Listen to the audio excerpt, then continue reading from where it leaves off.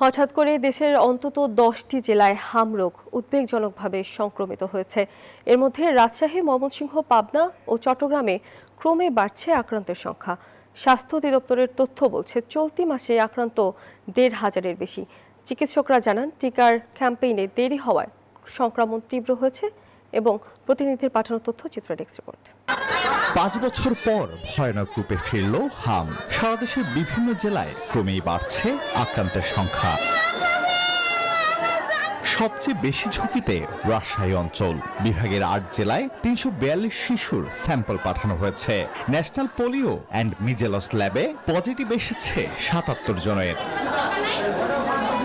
রাজশাহী বিভাগীয় স্বাস্থ্য পরিচালক জানান, হামের টিকার ক্যাম্পেইন করতে দেরি হওয়ায় এই অঞ্চলে সংক্রমণের তীব্রতা বাড়তে পারে।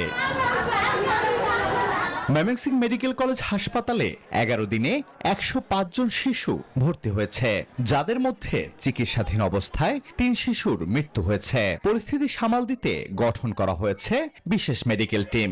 সাজসজ্জার বিপরীতে সবসময় চিকিৎসা নিচ্ছে 3 থেকে 400 শিশু। হাসপাতাল কর্তৃপক্ষ জানায়, শেরপুর, জামালপুর, নেত্রকোনা ও টাঙ্গাইল থেকে রোগীরা আসায় শয্যা সংকট প্রকট হয়েছে। বর্তমানে 69 জন শিশু হাম কর্নারে চিকিৎসাধীন।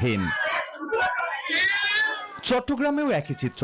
প্রতিদিনই বাড়ছে হামে আক্রান্ত রোগীর সংখ্যা। চিকিৎসকরা জানান, বর্তমানে হাম বিস্তারের প্রধান কারণ টিকার ঘাটতি। খুলনায়ও বাড়ছে হামের রোগী। প্রতিদিন গায়ে ব্যথা, জ্বর সহ হামের উপসর্গ নিয়ে শিশু হাসপাতালের বহির্বিভাগে রোগী আসছে। চলছে পরীক্ষা নিরীক্ষা। স্বাস্থ্য অধিদপ্তরের তথ্য অনুযায়ী রাজশাহী, ময়মনসিংহ অঞ্চল ছাড়াও ঢাকা, নরসিংদী, গাজীপুর, পাবনা, চাঁপাইনবাবগঞ্জ ও ভোলায় উদ্বেগজনক হারে বাড়ছে হামের সংক্রমণ।